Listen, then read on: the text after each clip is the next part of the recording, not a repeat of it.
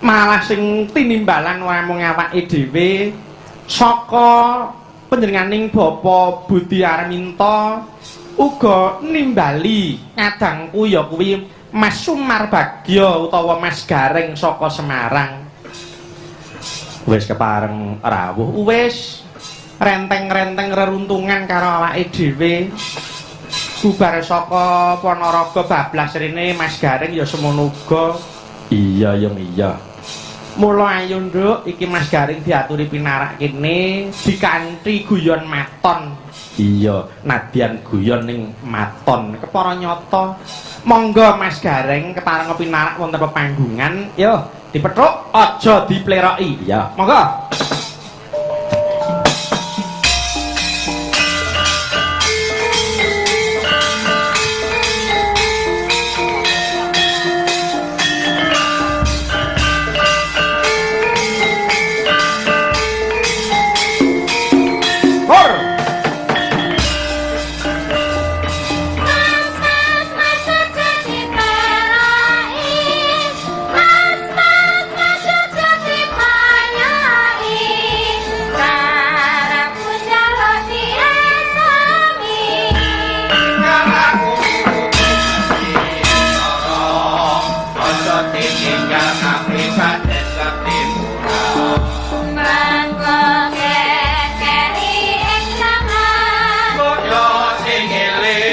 Dua kali. Yo. Hey.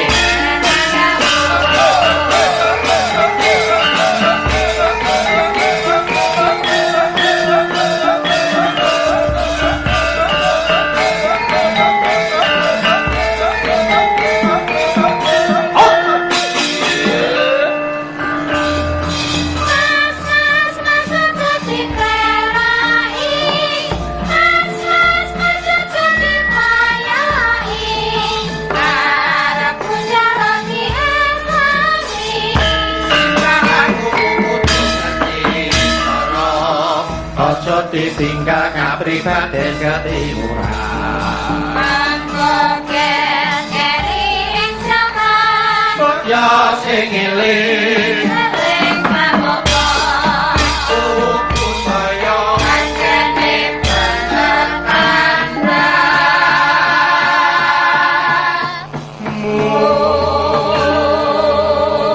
Selamat malam Mas Gareng saking Semarang. Wilujeng dalu, Mas. Nggih, wilujeng dalu. Wah, remen nggih, Mas. Menika sowan Bapak Budi Arminta. Nggih. Iya. Wah, jan sinarengan kalian udan deres. Namung sakmenika sampun pinaringan tingkas. Pancen terangipun jawah nek margi kula sampun medal menika. Oh, nggih, leres. Nggih, kula pancen percaya kalih kemanden sampeyan. Wah, sing gadah hajat mon percaya kanca yoga karo aku ora percaya. Ora percayane. Ah, wong dikandani ku anggere aku wis dandan udane terang lho, terbukti. Iya.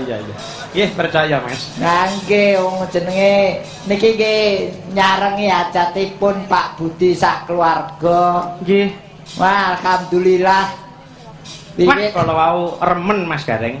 Remenipun lah budal saking Solo. Nggih. Dumugi Purworejo, perbatasan kalian Kebumen. Wah, dipethuk Bapak polisi nganggo patwal. Poreder jan koyo arep mindah tahanan ning sel sing luwih gedhe. Aku rumangsaku dikawal polisi iki gen lancar ning malah saka atiku ameng-ameng nyawa. Lah kenapa? Lah bantere ora umum bis truk disalipi. Udan deres iki ki arep golek pangan apa arep nglalu aku. Lah semelang nek ucul. Nggih niki alhamdulillah saged sowan mriki Mas. Nggih menika jumujug wonten ing Dukuh Klampis. Wonten ing Desa Klegenrejo, Kecamatan Klirong, Kabupaten Kebumen. Nggih jan niki nggih wong ambak-ambak kula niku nggih mantune wong Kebumen ning Sobo mriki nggih nembe niki Mas. Napa nggih? Ora percaya. Kula niku mantune wong Sidomukti mriku. Panjenengan? Nggih. Kula ngalap berkah saking Kyai Sida Mukti. Mula yen kula ditimbali mriki napa enten leresipun. Nggih, Ya. pulang kampung tilik desa. Tilik desa. Nggih. Nggih wong jenenge golek pangan niku sak nggon-nggon kok, Mas. Leres Mas Gareng. Niki teng Klegen Klegen Rejo. Klegen Rejo. Nah. Marai ditimbali rene lagi pisan dadi ora teteh. Iki Klegen Rejo niku kula sesuaikan kalian keperluanipun, Mas. Niku lak saking suku kata Klegen Rejo. Nggih. Klenu keluarga besar Bapak Budi kagungan kersa tasakuran. Betul. Gen. Gen niku saka tembung gen. Nggih. Niku genep 18 taun yuswanipun eyang Sopo? Se- Sopo? Rekae ya tak tulis ning kok ora ketok. Eyang Hajah Eyang Kaminten. Hajah Kaminten dalah tasakuran Ibu Bude anggenipun sampun lulus S2. Nggih, leres Mas Gareng. Nah, Re. rezeki ingkang dipun tampi Bapak Budi sak keluarga dipun gelar Dono Rasa dalu menika. Betul. Kanthi gelar wayang kulit dalangipun Ki Bayu Aji. Terus Jo dawuhipun Pak Budi Nggih. nika jo lali Mas Gareng Semarang dijak. Waduh. Maksa katut. Katut. Wong jenenge Lebu inti ya. jare jenengan kali kula nak sedulur kembar. Waduh. Saja iki, Dik. Nggih wong panjenengan ki ya kakang kawah kok karo aku. Mangsamu bangsa toyan mo piye? Monggo nggih ngaturi wilujeng Nggih. dumateng Eyang Kaminten ingkang ngambal warsa. Nggih, nggih, nggih. Ingkang genep 18 taun. Wah, jan Eyang Kaminten mboten mantra-mantra yuswa 18. Nggih, Nggih, Pak. Pangandikan ya sih wijang. Wijang mangga Palingan tamu nggih wah Wah. drampyak. Nah, niki ngalap berkah Mas Gareng. Nggih. Awake dhewe niki nyuwun berkah Eyang Kaminten gitu. Muga-muga awake dhewe dirga yuswa panjang umur kados Eyang Kaminten.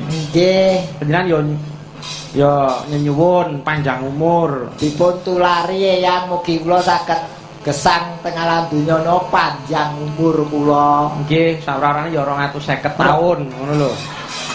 Kuwi jan Sik yen kuwi ora S2. Wah. Wah, aku ki S1 wis pilek lho. Oh, S2. kuwi ra es sing diombe niki. Jane kula upama pinter, upama duwe ragat ngoten sekolah mestine nggih ngati S2 ngono. Nggih. Wah kula nu marai nggih wone nggih wong cumpet dadi sekolah nggih mboten iso tutuk S2 Mas. Yen perkara pelajaran nu napa mawon kula pangan pokoke. Weh, panjenengan niku. Dian po. Weh, Kula perkara hitung-hitungan, matematika, fisika, kimia sing bangsa IPA. Nggih. IPA nu kula pangan. IPA pangan. Pangan Dian po. Weh, IPS. IPS pangan, aja meneh kok IPA IPS. Oh IP kuwe tak pangan kok. Wah. Wes beda aja nganggo ku IPU ngono lho. Ilmu pengetahuan umum ngono lho. Lah umum bagi kula dadi IP ku. Oh. Nganggo ku wis geseh nunggu karepe. Nggih niki sing naminipun Pak Budi sak keluarga nggih kalebet Eyang Kaminten piyayi sing ora mung pinter ning ya ngerti. Dados pados tiyang niku ampun pados tiyang ingkang pinter tok Mas, ning nggih pados tiyang sing ngerti. Leres. Pinter Nggih. pados rejeki ngerti karo tangga teparo bahkan masyarakat sakiwa tengening desa. Nggih. Niki dono rasa rejeki ora dipek dhewe digelar ke wayang kulit iso dinikmati wong akeh. Nggih. Niki lho sing diarani. Niki sing kerejekan mboten mung masyarakat mriki tok. Mereka klebet pedagang-pedagang ingkang sami dasar ugi Kerejekan rezeki nggih mboten mung pedagang tok nggih. Sampeyan kula barang niki kecipratan rejeki. Nggih, leres. Ayen ra entuk rejeki apa direwangi saka Ponorogo tekan kene. Nggih. Nek nggih pancen leres panjenengan kok Mas Gareng. Nggih. Pancen nek saged ki ya aja mung pinter gitu. Nggih. Yen wong ki nek mung pinter, menika adaanipun wonten lho oknum yang merasa pinter, njur kepinteran iki dienggo minteri bangsane. Lho niku ra eman to. Niku. Nah, mila kedah pados yai pinter, arif lan bijaksana. Tujuanipun Pak Budi menika suksesipun ngangge kunci kok Mas. Ngoten. Kula wolak nyuwun pirsa Pak Budi. Kunci kesuksesan menapa Mas Gareng? Beliau kunci kesuksesannya tidak jauh-jauh dari huruf T. Tidak jauh-jauh dari huruf T. T menika tegesipun T7 Mas. Okeh men to T7. Lho lah pancen sakniki yen mung siji sok kurang mending dipitoni sisan. T pertama. T pertama Pak Budi itu punya T pertama tujuan. Orang hidup harus punya tujuan. Kalau orang hidup tidak punya tujuan, ibarat layang-layang putus dari benangnya. Nggih. Loh, melayang tanpa tujuan. Terus T kedua, Teken. Wong urip kudu duwe teken. nggih. T ping 3 tekun. 4 temen, 5 terampil, 6 takwa, bakale T7 tekan. Ning yen T7 boten tekan, Nggih. niku nggih kudune T9. Wih, tambah loro. Nggih, Sing loro napa? terima takdir. Nek wong ki ora trima takdir, Bakale T10 uripe. napa? Tele-tele.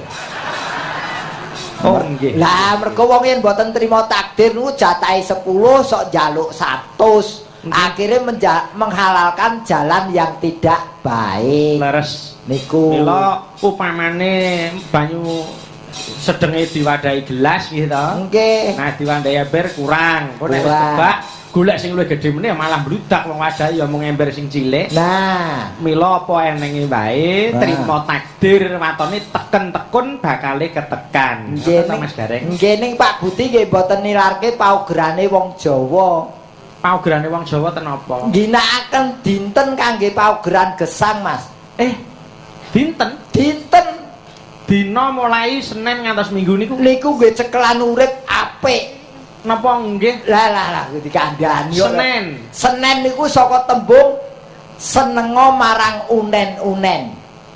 Tegese nadyan wis berhasil, nadyan wis pinter kudu bisa nampa saran lan kritik saka sapa wae. Oh nggih, Aja alergi. Nggih. Niku Senin. Terus Selasa. Selasa niku saka tembung selakno ngamal marang sapa-sapa. Yen duwe rejeki aja dienggo dhewe, yen bisa ya dibadum marang sapa sing berhak nampa. Nggih, kudu dibadum nggih. Nggih. Terus Rebo. Rebo kerepa sinau ben ora bodho. Weh. Ngoten.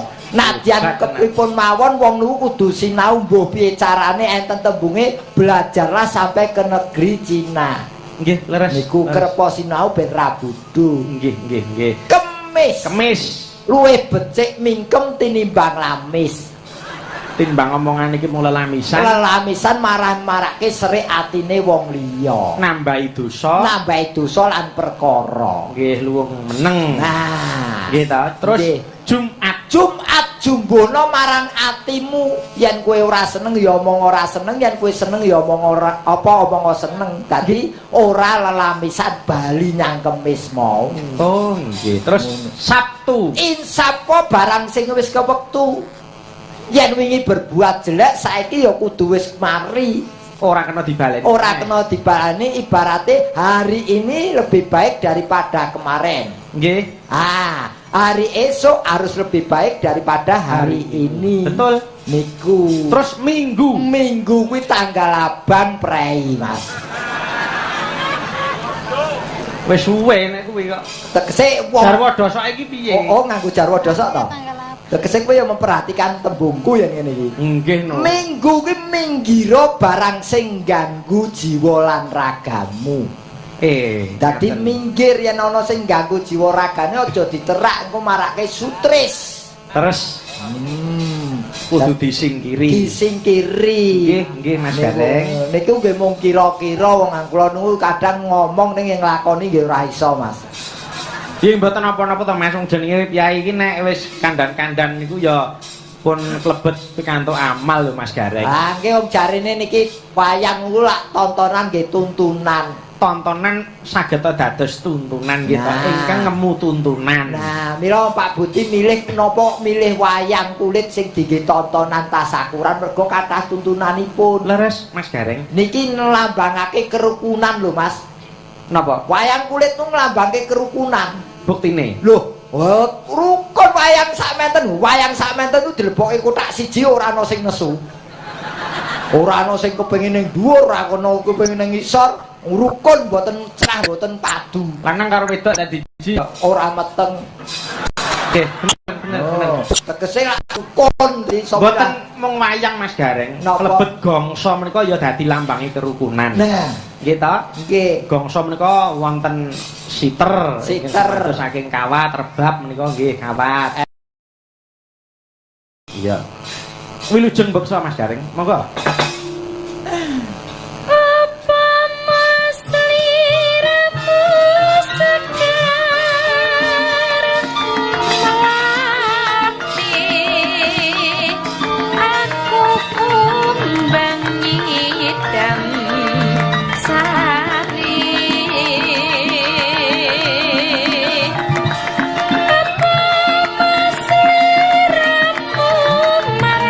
Monggo Mino. Yo.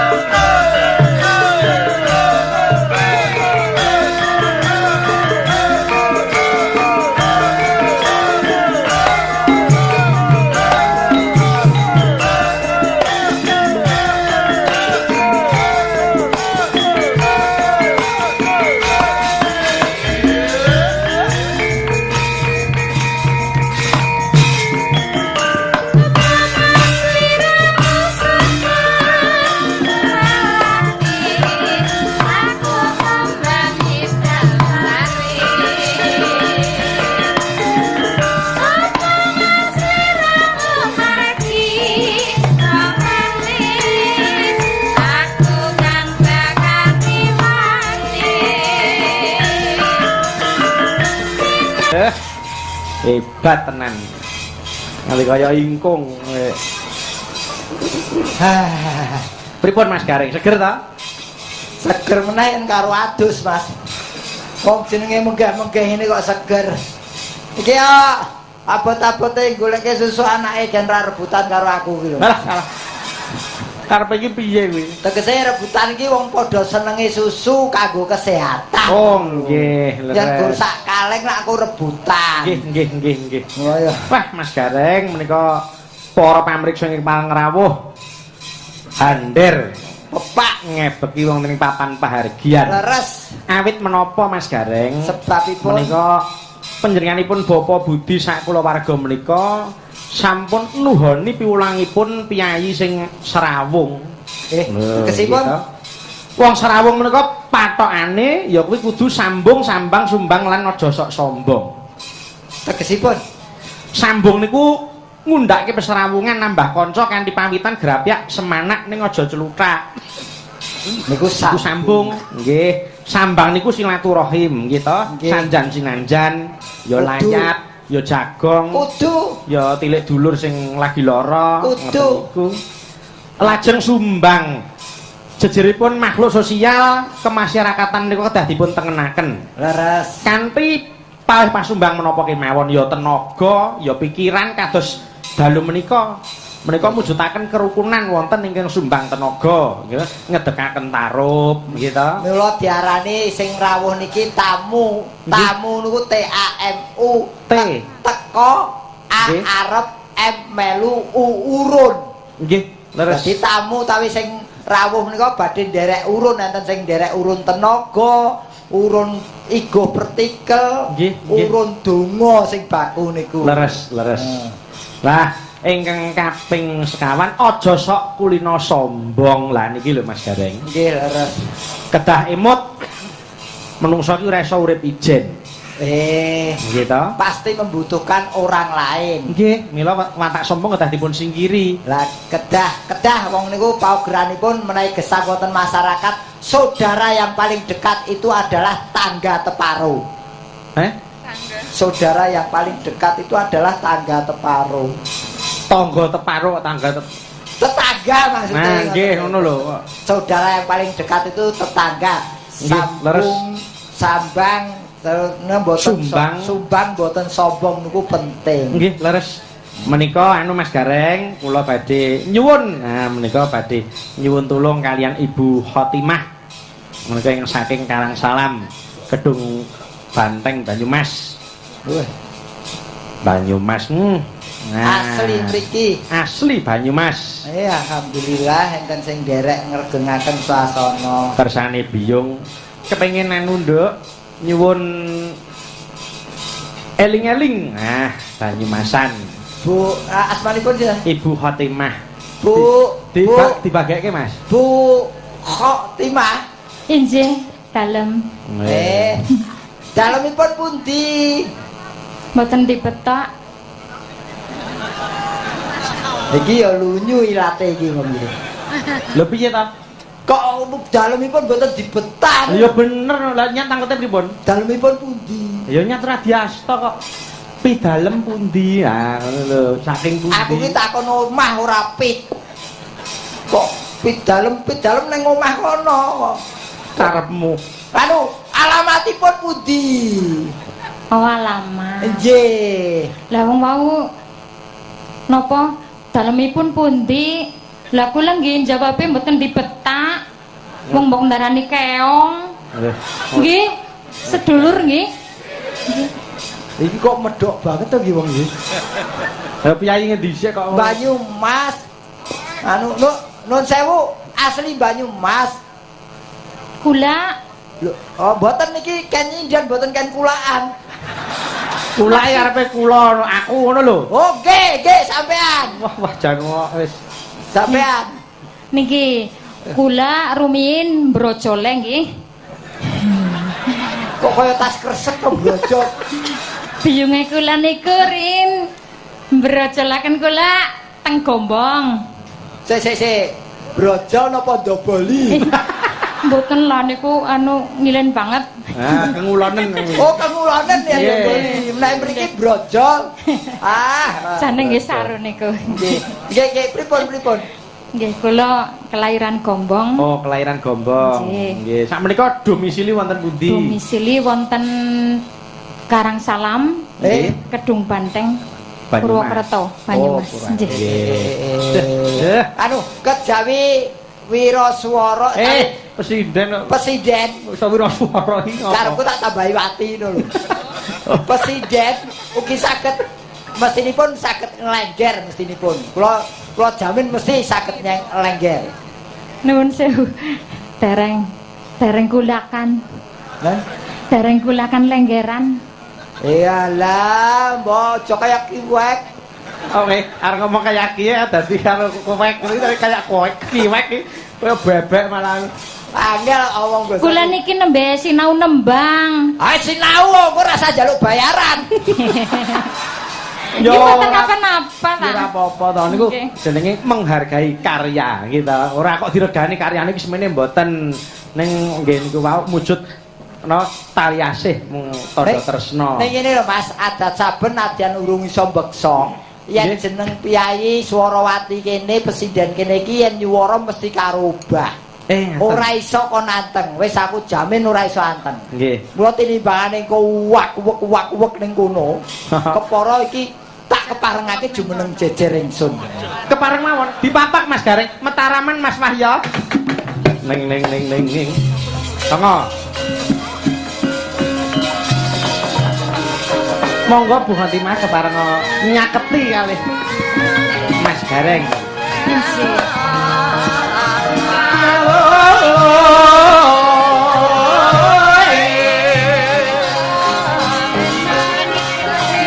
Mekipun dipun tilar Bu menika sampun wonten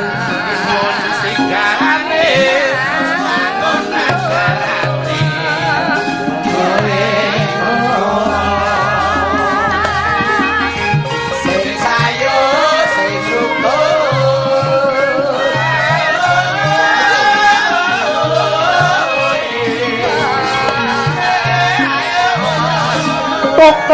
tok.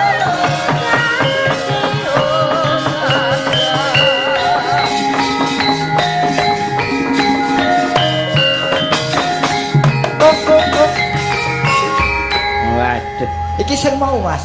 Heeh. Iki sinden sing nunggone kono. Iya. Lho kok gedhe men? Ya nek ngono ket mate. Ngecek. Hah? Ngecek. Ora Oh, ngecek. PC. Ujare balungan kok. Dadi ngecek karo nyong sing dagingan. PC Nggih, lho. sedulur-sedulur PC, nggih. PC. Goreng ngecek banget, Jan. Ayo inyonge ora ngecek. Wong inyong lah petuk inyong. Piye to? Inyong petuk Rika ngono lho. Ah. Inyong kok petuk inyong. Jenenge iki Khotijah kok Rika. Duh kok dijawab Fatimah jenenge. Oh Khotimah. Khotimah. Nggih. Riki Bayu. Wah, wong jenenge pas seduluranku teng pundi mawon saged. Arep baleni lelakon mambengi jajake gareng iki. Ah, Golek letik-letik kita. ora wis wareg kok mau bengi. Nun sewu. Ki arep ngejaki mengendi sih? Inyong ngangkan kowe, Terus. ngangkan Rika nyanyi. Oh, nyanyi. Nyanyi. Nembang. Heeh. Wis kagungan garwa apa durung? Bulan apa? Ya. Sampun. Oh ya wis kono. Loh. Piye to? Kowe duwe bojo. Engko bojone nesu aku medhun ke panggung dibacok tanggung jawab kowe. Apik no. Oh, kok apik lakone. Lakone apa gareng dibacok iki? Nggih, Mbak. Monggo keparenga kula nyuwun dipun Bawani. paringi eling-eling dipun bawani nggih. Monggo Mbak Ko. Nggih. Wah, suarane. Burung. Wong urung lah. Aku selak kebelet Nunggu krungu. disit. Poset to. Romo nyun tingkinganipun. Raden. Nah. Raden Arya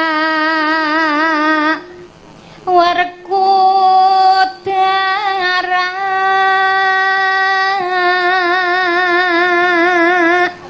Ayo, Werkudarane Mas Gareng. Raden Harya. Ah, pragakne no. Werkudara kok sakmene iki perkupiye. Waduh. Werkudara bar opnam sebulan. Amin. Anane kaya ngene ya diterima. Diterima. Nah, ngono sikile dugake. Nek Werkudara. Nah. Rodok duwe sithik. Ditengenke sithik. Nah, ngono. Iki ora ana sing nggawa air keras. Iki di air keras kayak perapatan lah kaya patung peringatan kae. Terus Nyata lamun satria Jodipati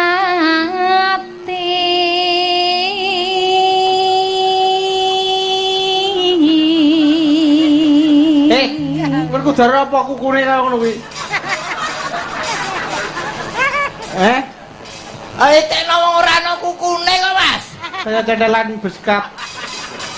Ayo wis ana ning ngene ra gelem ngene. Wong jenenge iki keadaan darurat kok. Iki wis bejo lho gelem ngene iki. Kene nyandral apa piye? Mulane cilik. Manek cilik lah. Mergo kili. Iki wis rada wani. Wis ora urung iki.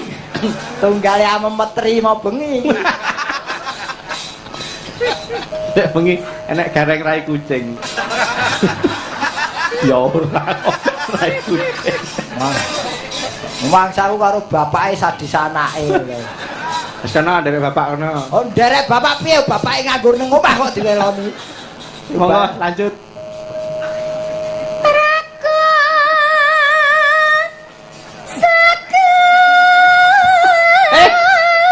Aku dadi gila lah. Ditek mawon nek gila. Deni Iki kocape Werkudara karo Arimbi ngono lho.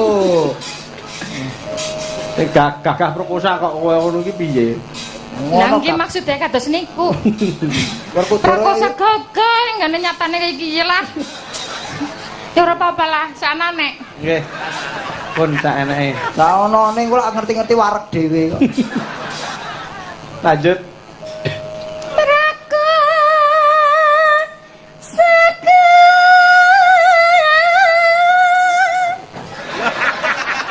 Oh, iya. Bagaimana? Iki Arimbi tenan buta wedok iki.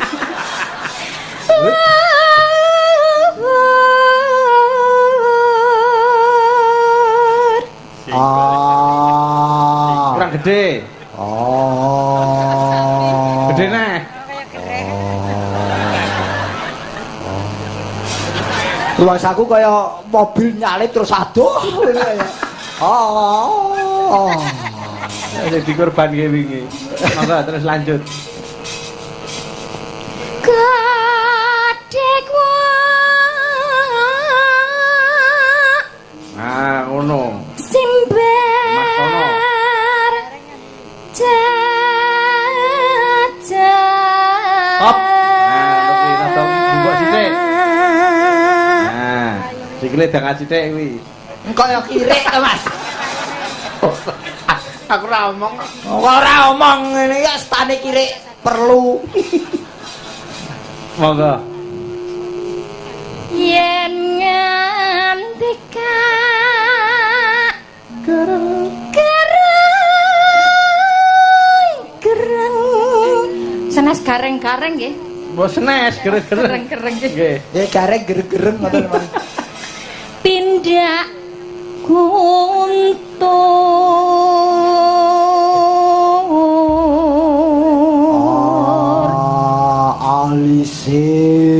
Alise cedak karo lambene.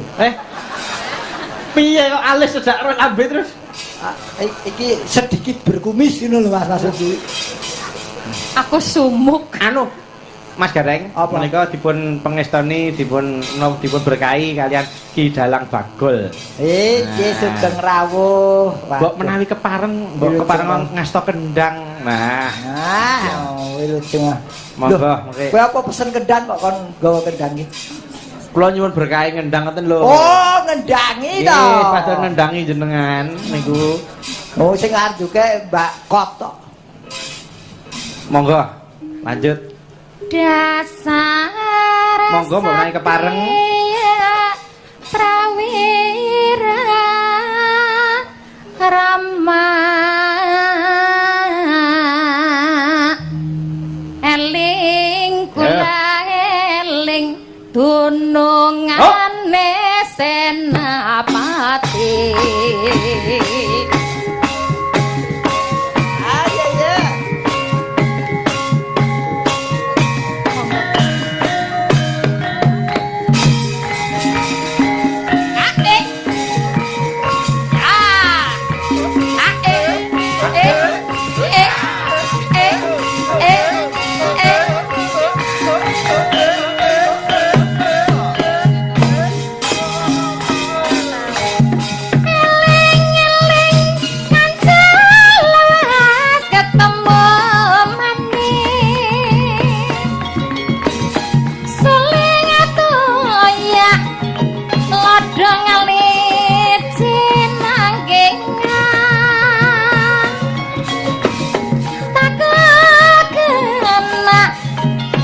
Bagus pun dikriyane Rama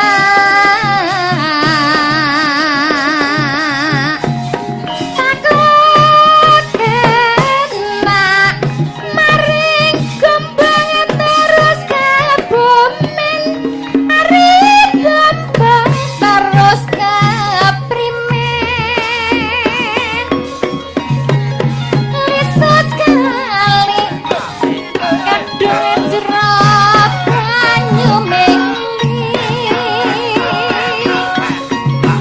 menang sotek atine bala-balenan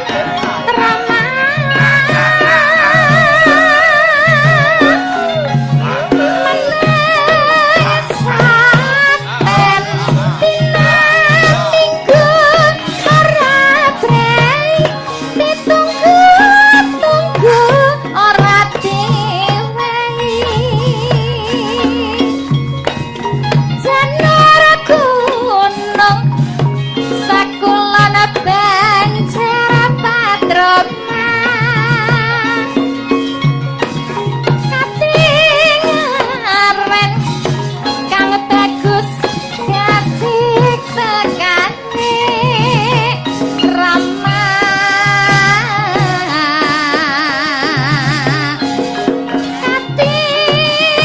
katingaren mladuk singgah nodoli kelapa geger-geger orang ngapa-ngapa turir awak kalendang kembang kuyanti gerandangan nyoleti sing eman maning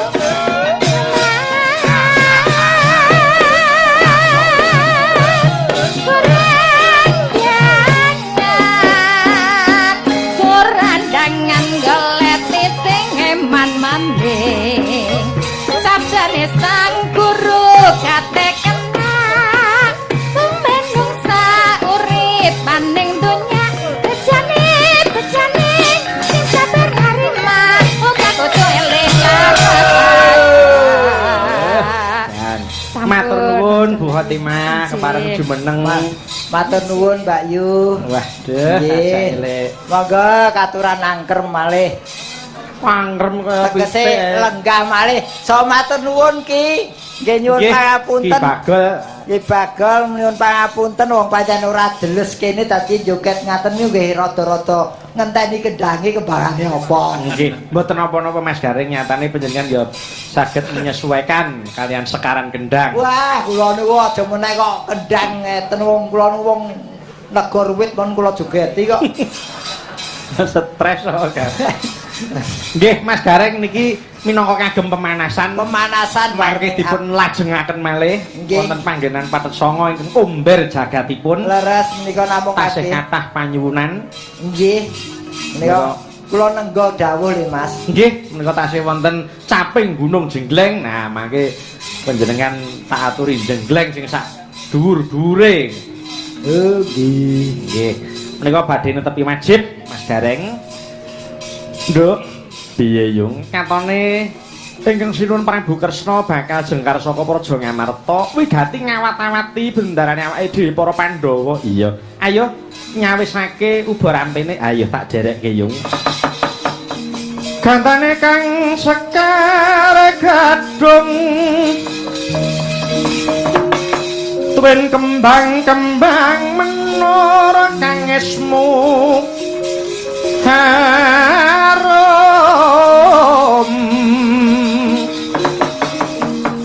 winarana-yatan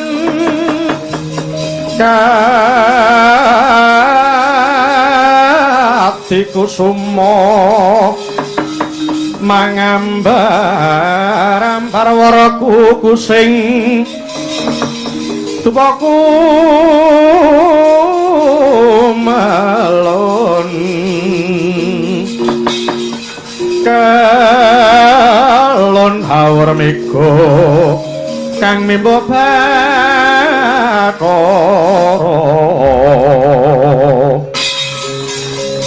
tan samar pamoreng soksma sinoksma ya wineh ya ing sapi sinimpen talanging kalbu pambukaning warana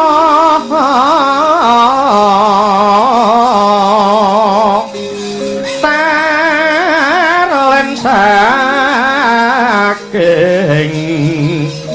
liep layaping luyo pindha pasating suwena sumusuping rasa jati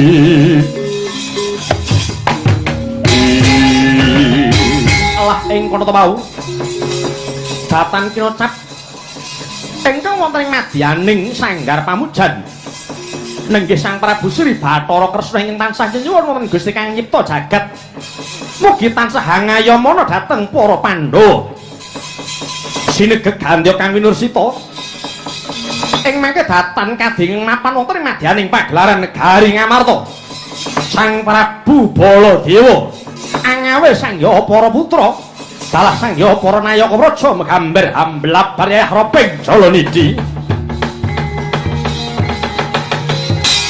bahni pawaka siking kunadahana lena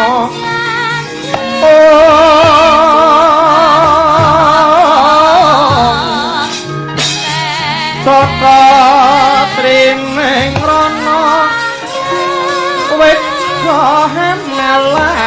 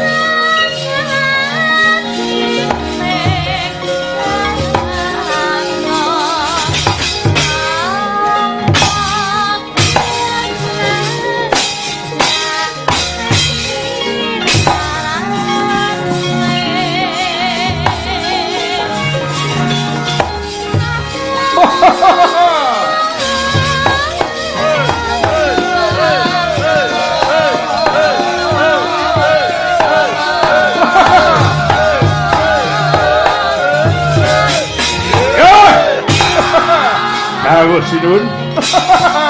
Ah, yeah.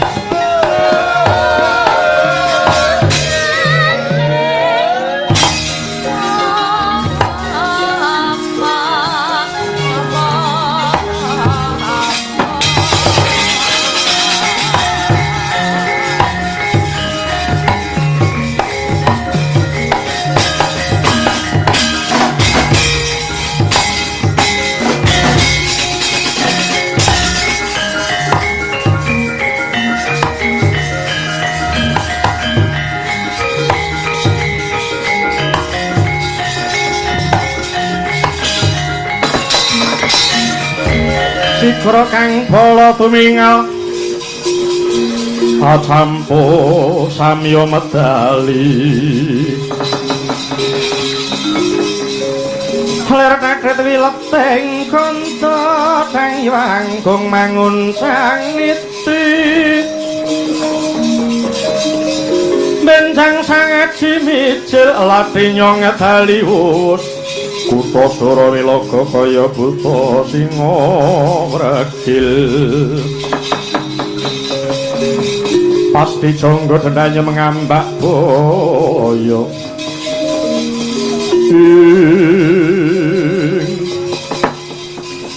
menika Prabu Baladewa ingkang miyos saking pendapi keparenga ingkang putra pun Antarja cumadung dawuh Prabu nadyan kula kang putra Gatotkaca inggih cunadung dawuh Prabu. Wih la dalah. Sinuwun nadyan kula kang abdi pun Andaka Semeler cumadung dawuh nadyan kula pun Andaka Semeru cumadung dawuh. Mengkoto kabeh wae para putraku mudune Nayaka ing Ngamarta. Punwa mundhut pangapura jalaran punwa wani nglumpukke satriyaning negara. Ya hawit nampa jesibahan kang ora enteng saka Yayi Kresna supaya punwa melu njaga marang katentremaning warga Gong ing Ngamarta. Padha mangertenana wektu dina iki pepundhenmu Pandhawa lagi jengkar munggah marang Kahiwangan Suralaya. Wigati nuhoni apa kang dadi dawuh timbalane pukulun Bathara Guru. Wondene pepundhenmu Ndarawati bakal ngawat-awati para pepundhenmu Pandhawa. Banjur goreh lan tentreming negara Ngamarta wektu dina iki dipasrahke marang Punwa ing Mandura. Apa dene satriyaning negara Ngamarta. Enggene Punwa mung adapur angesuwi marang para satriyaning negara lan para nayakaning praja. Awit iki mau pepundhenmu Ndarawati paring dawuh sajengkaring pepundhenmu Pandhawa ana rasa kang nguwatirake tumrap katentremaning negara Ngamarta. Inggih nggih. Leres menapa ingkang dados dawuhipun ingkang Wayi Mandura menika? Mongko kula niteni ingkang sampun kelampahan. Sinuwun Prabu Kresna menika menawi paring dawuh awis-awis meleset. Mila monggo sedaya kemawon ingkang rumaos gadah tanggel jawab dhateng goreh saha tentrem negari kula dherekaken sami prayitna ngatos-atos sampun ngantos tilar dhateng kawaspadan negari Ngamarta menika kenging kula wastani negari ingkang lara ayu tegesipun sekedhik ingkang ngungkuraken nanging kathah ingkang sami ngayonaken dhateng kamukten negari Ngamarta menika. Pramila monggo sami dipun reksa sesarengan menggah wetahing negari Ngamarta ingkang dumados saking pinten-pinten ewu nusa menika sampun ngantos sacengkang kemawon kenging dipun kuwaosi dening bangsa sanes. Inggih ngestaken dawuh kabi lakar menika sampun dados kewajiban kula Siwa Senggana. Saha kula atur wuni nggih. Mila kang Sinuwun Ndarawati kang Wa Mandura kang paman Raden Setyaki saha Punwa piyambak sami tumut cancut tali wanda rumeksa wetahing Pandhawa saha wetahing negari Ngamarta. Jalaran wedal menika sampun wonten kemanunggalaning raos para Pandhawa mboten namung gangsal.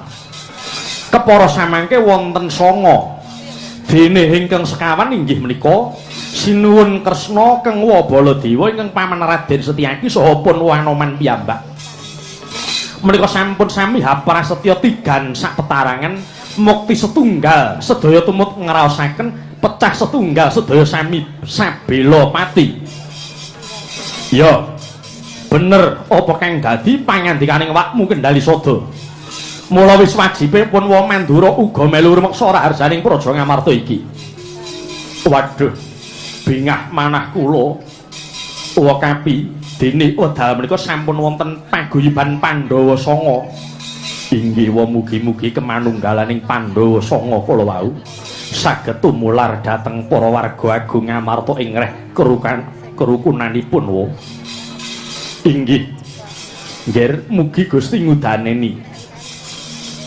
Kang Paman Setyaki sampun nekseni. Lakar sampun samestinipun menawi para putra kula sumarambah para nayaka sami nulat dhateng kemanunggalanipun para pepundhen Paduka Pandhawa nggih. Dasaripun wiwit timur mila para Pandhawa namung tansah ngetingalaken ing reh kerukunanipun dhateng sok sinten kemawon nggih. Saha malih pepundhen Paduka Pandhawa menika ngagengaken lelabuhanipun dhateng sadengah tiyang ingkang sami mundhut tulung. Mila mboten mung kabilih sugengipun para Pandhawa tansah jinagi dening sinten kemawon. Lekasing para Pandhawa ingkang utami kala wau kula nyuwun kanthi sanget mugi saged lumintir dhateng para putra kula satriyane negari. Inggih. Matur nuwun hawit saking sabda Tama Siwa Hanoman saha Paman Setyaki. Mugi-mugi para putra Pandhawa saged mujuti menapa ingkang dados kersanipun Siwa Hanoman saha kekudanganipun Paman Setyaki. Awit saking pangestunipun para pinisepuh ketingalipun para putra peranakan Pandhawa boten luntur ing reh kerukunanipun Wakabi. Inggih Siwa Hanoman, para putra namung nengenaken dhateng kemanunggalan. Upami wonten bentering pemanggih kasunyatanipun saged dipun wudari kanthi manah ingkang asrep saha boten rebat mimpang Wakabi. Syukur sekedhi jumurung. Ya, pun waga bombong dene para putraku wis bisa mengkono kang padha ditindakake dening para putra satriyan negara. Kudu eling nggih, sejatine ing donya iki gaman kang empuh ya mung kerukunan kok nggih, mung kerukunan. Kanthi wis padha manunggal ing antarane kabeh para satriya lan para kawula, kuwi mujudake beteng ingkang banget kukuh lan tangguh. Tangeh lamun bangsa manca bakal ngremehke marang kekuatan kita nggih. Kalurandhaipun Paduka Prabu Mandura. Gandeng sampun urmanti sedayanipun. Monggo Koko Prabu Mandura enggal kadawana salah satu yaitu menggung kabidalaken dinten menika iki. Ya. Ayo Nger, Antarja Gatotkaca sinebar manut papane dhewe-dhewe lan kewajibane sowang-sowang. Inggih. Kula garis ngandhapi dawuhipun Kang Mandura. Mboten kengtang klungsu-klungsu pun ugi badhe nderek udu tumut rumeksa dhateng raharjaning negari ingkang nembe dipun tilar pepundhen jengandika para Pandhawa nggih. Ngaturaken sanget agunging penuwun awit saking pambiyantunipun Siwa Baladewa Siwa Hanoman dalah Paman Setyaki. Mangkota tumenggung Andaka Semeru kula wonten timbaling dawuh. Mara sira metu njaba ndang wadya kowe padatan nok ngisake dawuh. Mundur sang temenggung undanging para wadya bala samya sawega. Bumyung swaraning bendhe beri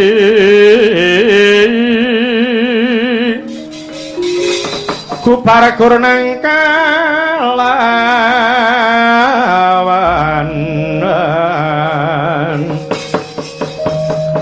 pok sora tambur miwang suling papandhen dalu tek bendera miwah kakandha mawarna warna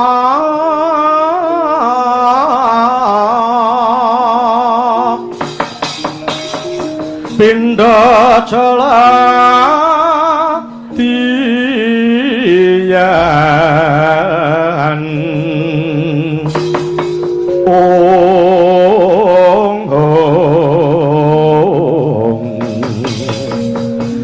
asri kawuryan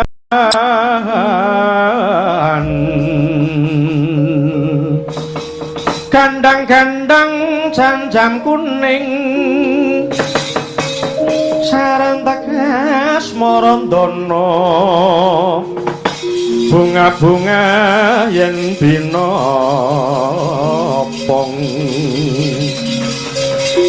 kulatesa tembelalak wajane wis mumancal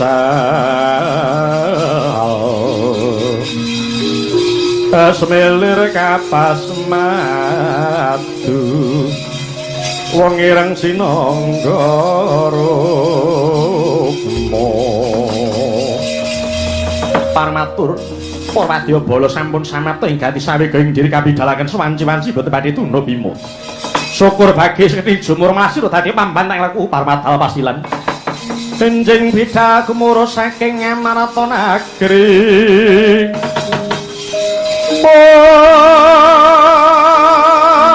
Panggung ingkang bala kuswa prabusananira.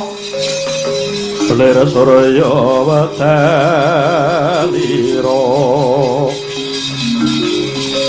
saka ing Jalanidya rasa madangi jagat mungup-mungup aning sabocah ing wukir merbabang sumirat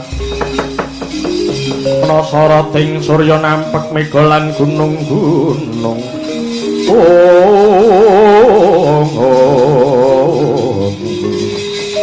Wata kuwi mangkono didaling para prajurit yen Cinandra Singana bah-papan sigra mangsa lumampah anut wirama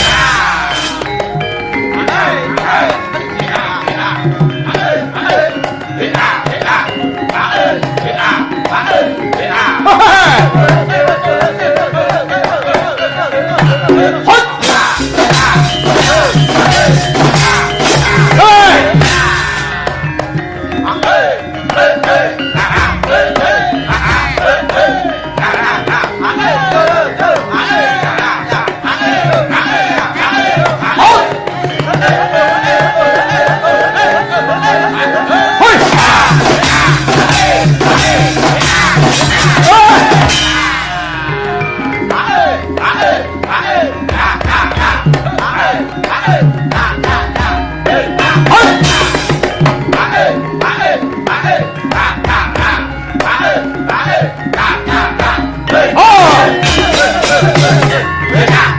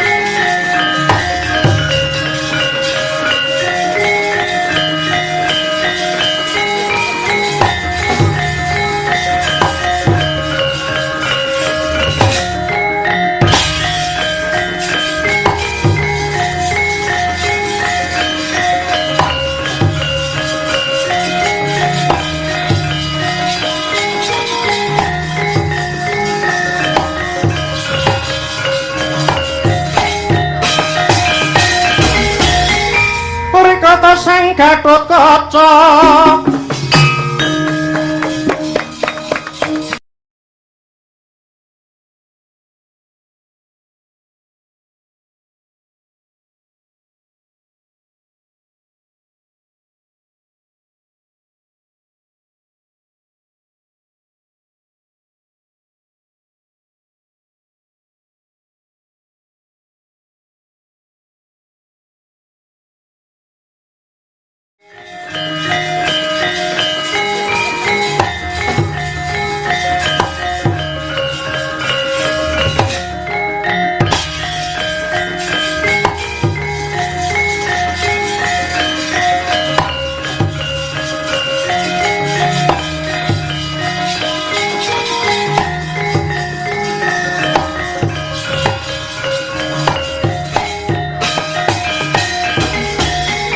Rikata sang Gatotkaca kinon mapak haraka siwi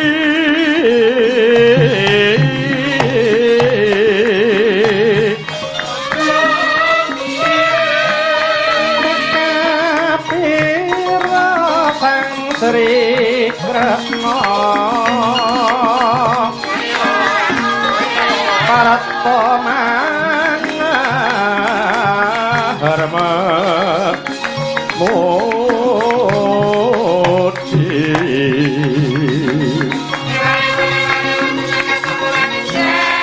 Sakti Nirasang Pake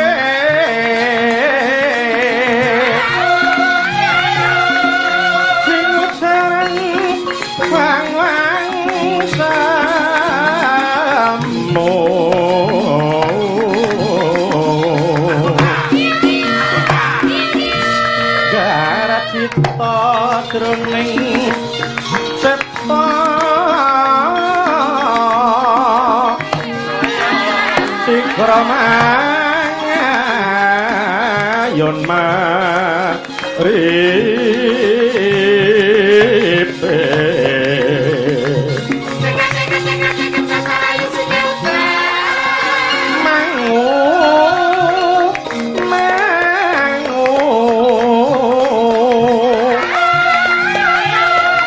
Yasira risang tuko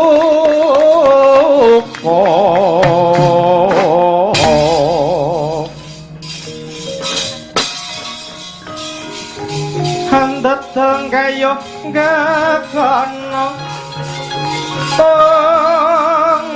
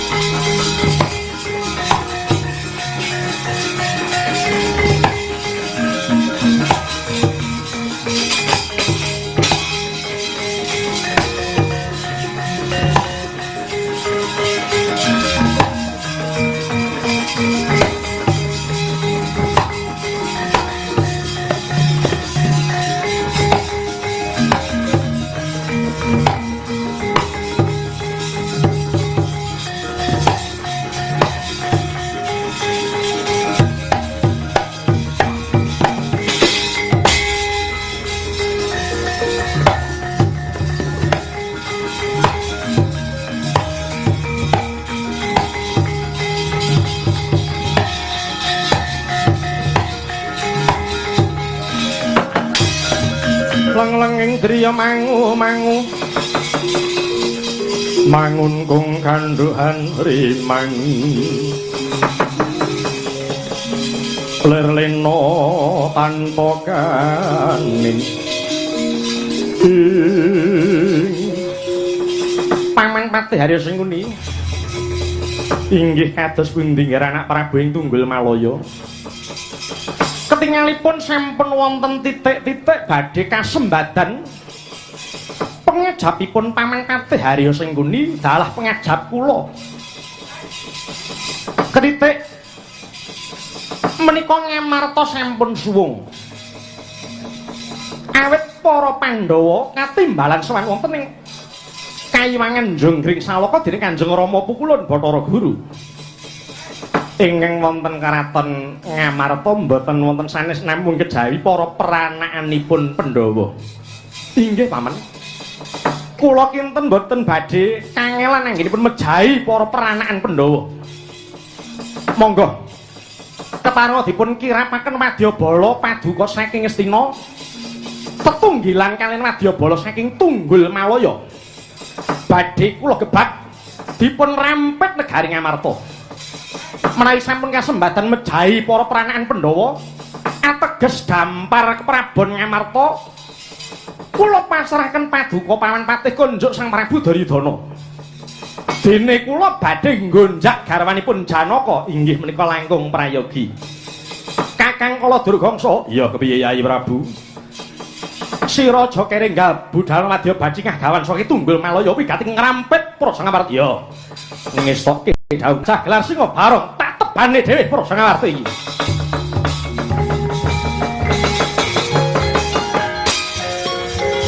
Semangka hangguru suruh sumbar Lindu bumi kunjing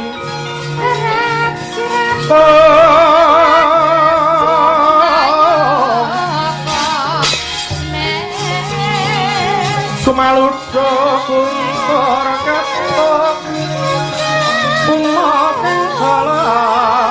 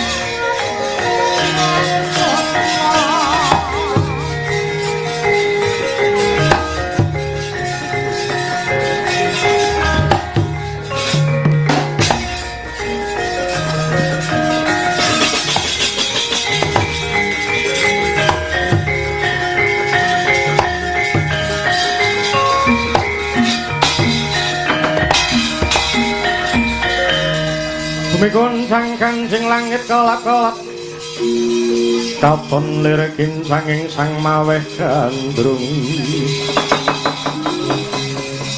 sabarang kadul wukir moyak mayit waduh durung nganti aku ngancik gapura negara Ngamarta kepapak wong cendhek cilik wah topat brengose sak kepel-kepel sisih ngaku sapa kowe bali takon Wasya bala saka ngendi wah dalan rupak lumuh kedisikan yo wadya saka ing Tunggul Malaya kekesete Gustiku Prabu Dewa Sarani pangkatku tumenggung aranku tumenggung Soca Permana tumenggung Soca Permana yo bali takon kowe sapa Sentana Ndrawati Satria Lesan Pura Setyaki dasar kepara nyata duwe karep apa kowe ngancik ana ing Praja Ngamarta njaluk panguwasa Praja Ngamarta kena kowe bakal njaluk panguwasa Praja Ngamarta wis gumlundung bangkene Setyaki piye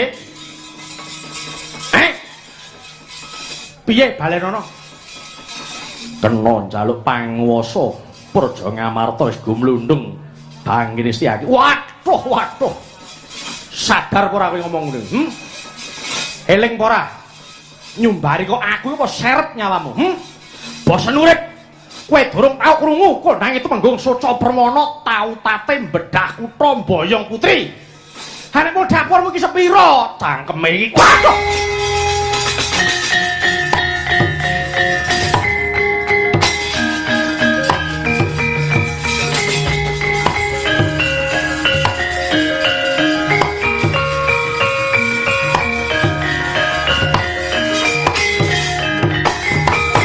wah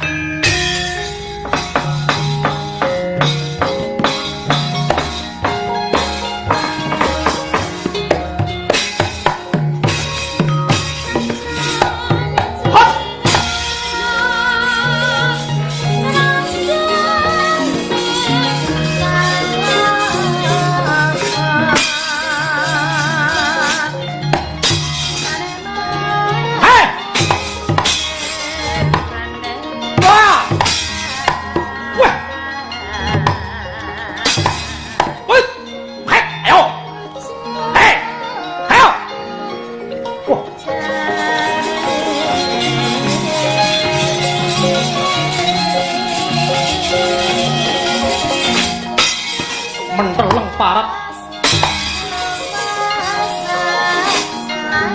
oh hai ha wah sih kowe hit ho awas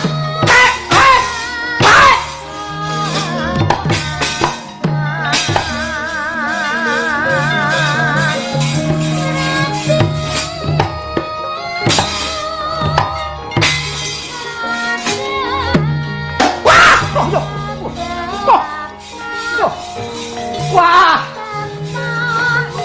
aduh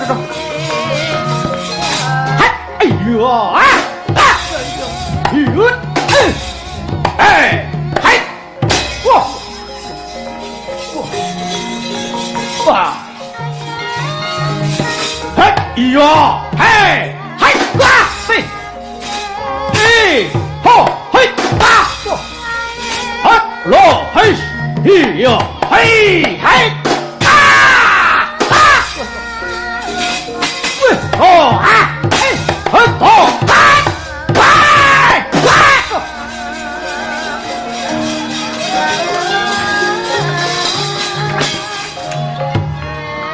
aduh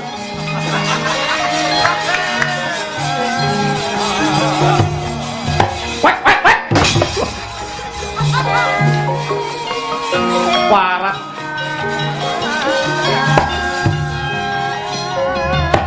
arep tiba ini has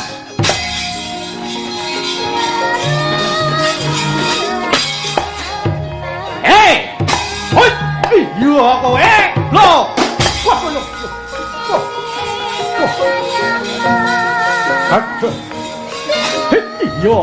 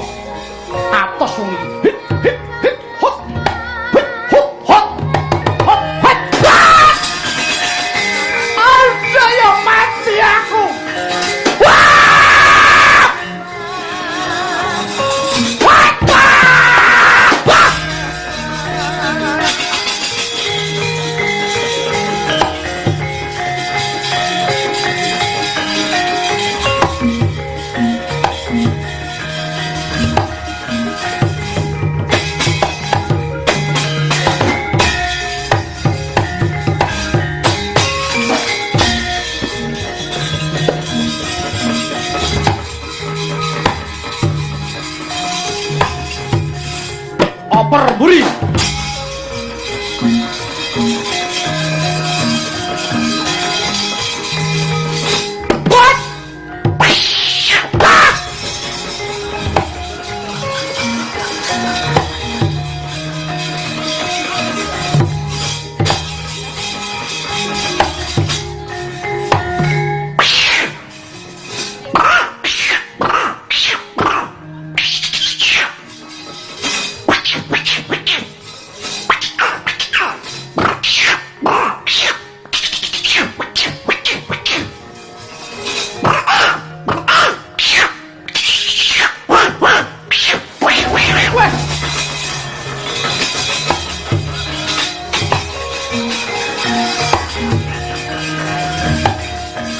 Warak candak bekok kowe iya hot wedek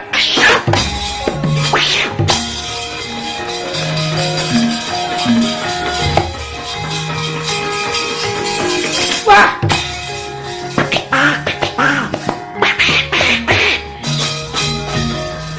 hei iya lah candak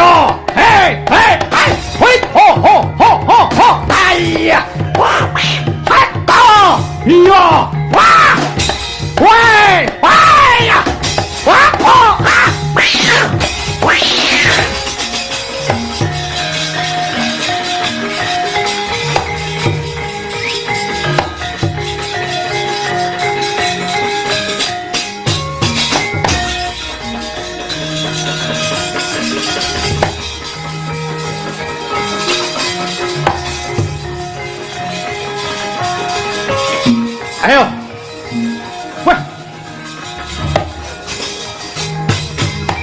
menungso sisik sapa iki Antarja tumenggung kumandang garba nyoba kaprawiran cobanen ho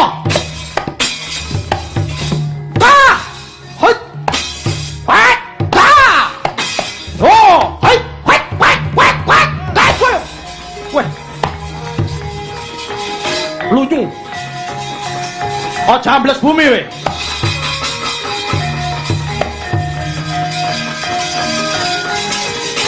no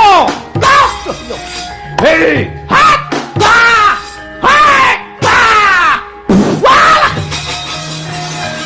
melonyoh raimu we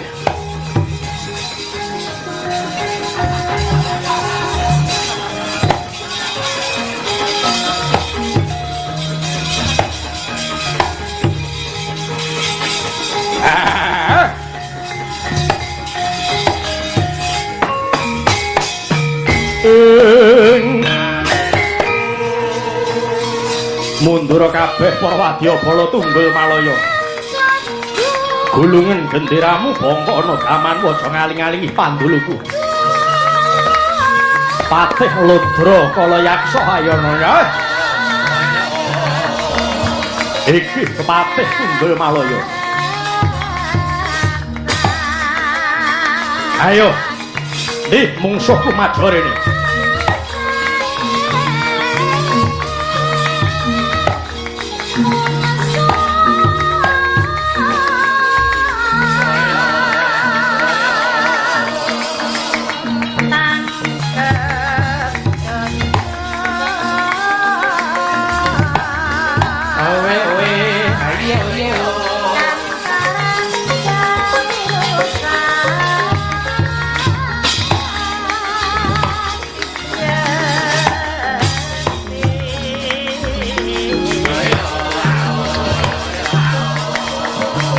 ayo dingoleno prateng lampus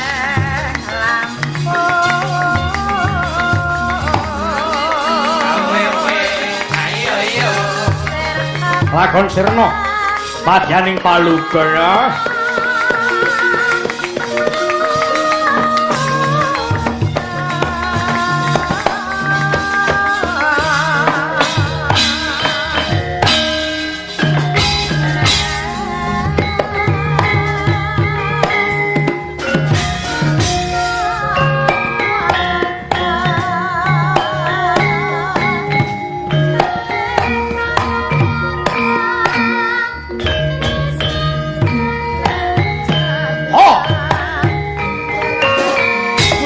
Pandhawa tata kelti wisaya indriyaksa sara meru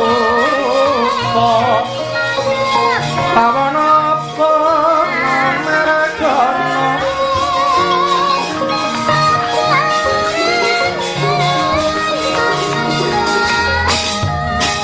wae dalah hene menungso dadane sak tibok ambane mblerengi mripat sapa we Gatotkaca. Weh, Gatotkaca.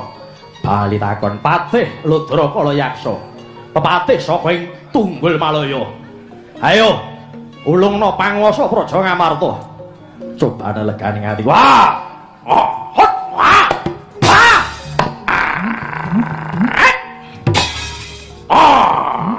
Wah!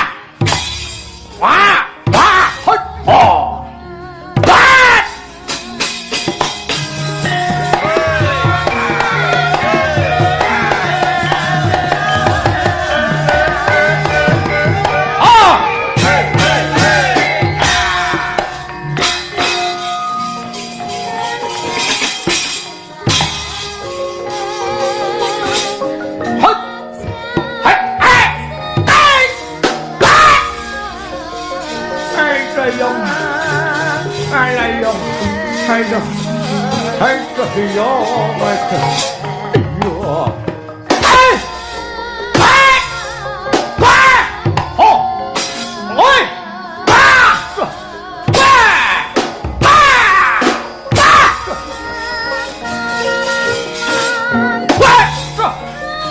Ya. Ha! Hat! Bah!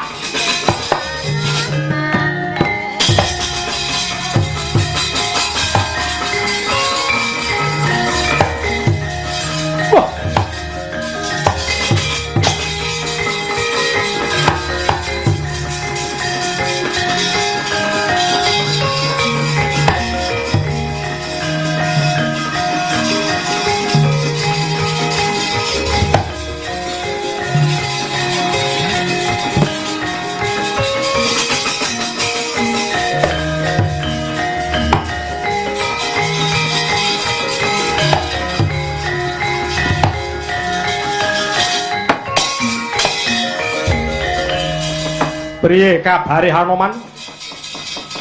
Wadyabala saka Ngamarta wis bisa nrenggulangi mungsuh apa durung? Inggih sinuwun. Ing sekawit prajurit saking negari Ngamarta sampun mimpang mengsah kaliyan wadyabala saking Sabrang. Namung sareng wonten Denawa ingkang majeng wonten ing madyaning Pabaraten tetela saged mbibaraken barisaning saking negari Ngamarta. Buta. Inggih. Mundur. Dapure buta niki kaya wae dang terbelah baret.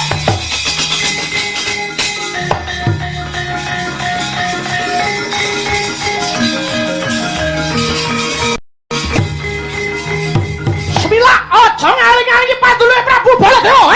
Ndi butane buta niki dang terbelah. Maju rene Baladewa yen bangsa telek kowe. Ayo ndi mungsuhku rene. Ayo ndi. Butane nggih anu ya. Buta nggih buta. Buta ya tatanan, Buta ya ini metu. Buta ya ini metu sing ngakon sapa? Ngakon Pak Budi. Ayo aja kean cangkem kowe, Soe. Sapa? Ku sapa ta ki, Dik? Bengak-bengok. Aku ora budhek. Ayo ngaku kowe sapa? Takon karo aku. Iki Patih Ludra Kalayaksa. Ludra Kalayaksa. Heeh. Kowe siapa? Piye? Kowe iki siapa? Lekno mripatmu gatekno gobokmu nata mandura Prabu Baladewa. Alayudha Krasana Karsana Kusuma Walikita Wasidala Tarangetek. Aduh yo. Aduh basakku pengen aduh. Alah yo. Ratu ngendi Dek? Uraan. Ayo. Yen nyoto kowe buta ampuh. Ayo, arep apa kowe? Ayo. Endi sing jeneng Ratu Ngamarta kon maju rene? Piye? Piye? Ratu Ngamarta kon rene. Arep apake? Heh, arep apake? Tak jaluk panguwasane. Ora sang golek sing ora ono. Ora sang golek sing ora ono, Baladewa ayo ono. Yen pancen kowe buta ayo maju iki Baladewa. Ora sanggo Ora sanggo buta ki ngono kuwi kok. Apa-apa ra entuk. Oh, dadi buta repot. Apa-apa ra entuk. Ra cetha. Ayo, yen nyoto buta apa Mas? Ah, iki gak doblang tak cangkemmu bosok kowe.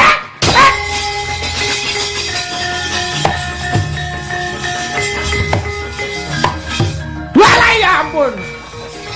Aduh. Alah yo. Aduh yo. Aduh. Enak kowe.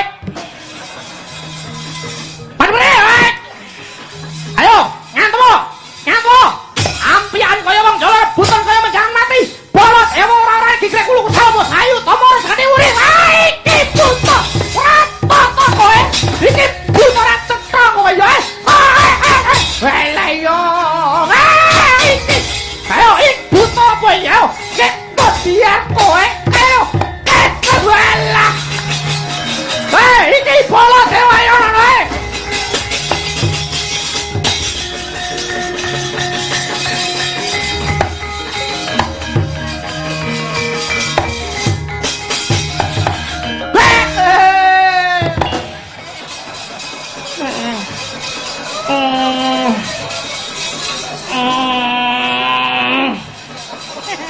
Aduh yo. Aduh yo. Aduh aduh.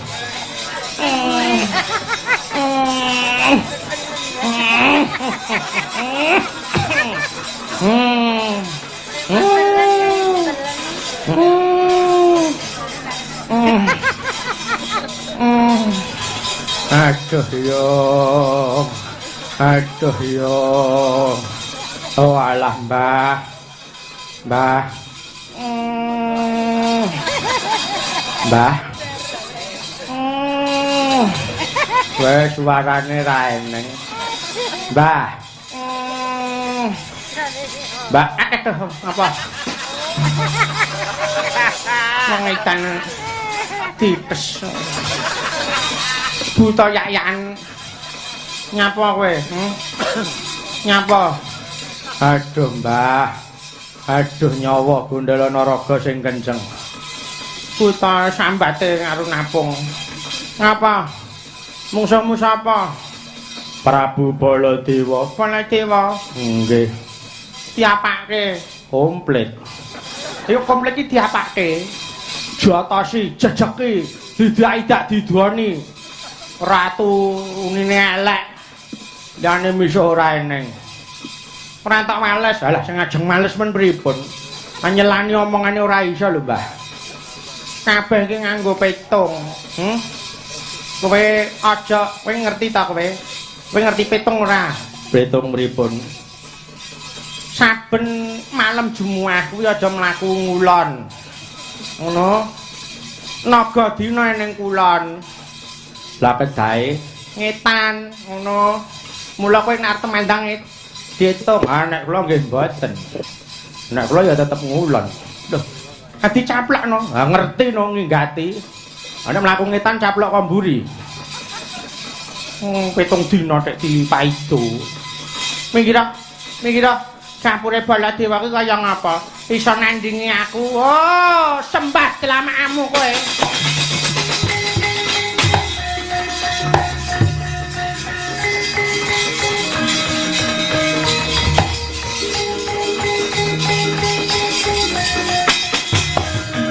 Ayo, aja kowe mandek karo ngene, semingkira tak gawe liwat. Yen kowe nang kene kecepatan getih ora wurung. Minggir. Aja kowe, aku goleki sing jeneng Baladewa. Minggir. Aja ngaling-alingi. Ayo Baladewa, kowe roh ora Baladewa? Nek weruh celuk rene. Kon rene. Kon nyembah delamaan siku tak tugele gulune. Anggepe apa Baladewa rek?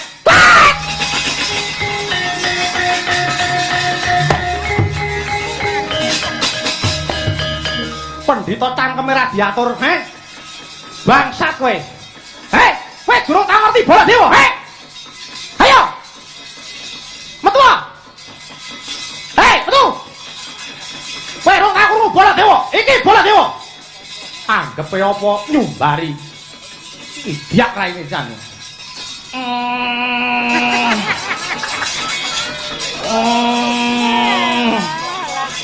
Ngapa, Mbah? Mbah? Mbah. Wah, ndase ning endi mau? Mbah. Mbah. Kira ning endi, Mbah? Iki lho. Iki lho. Aku benakno sik.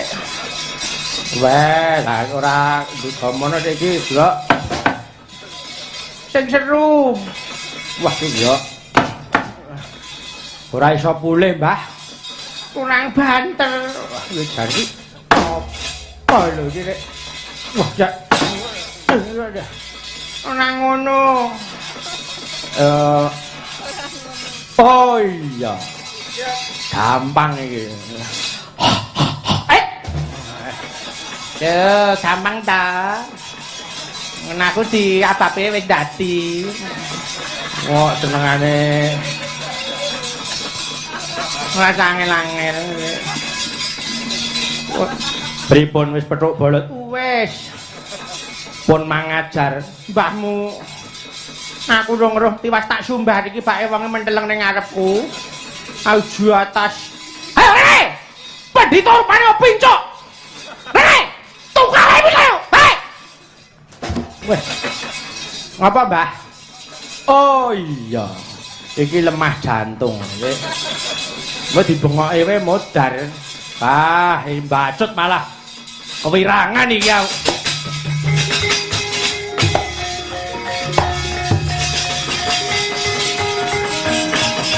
Bah!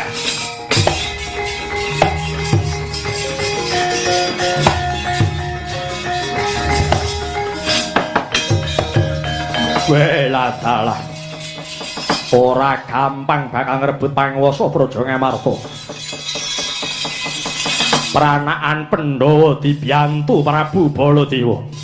Ya, telungane isih ana sing ngreksa Praja Ngamarta. Yen aku mbacut malah kewirangan, tak enteni saklenane rebut panguwasa Amarta.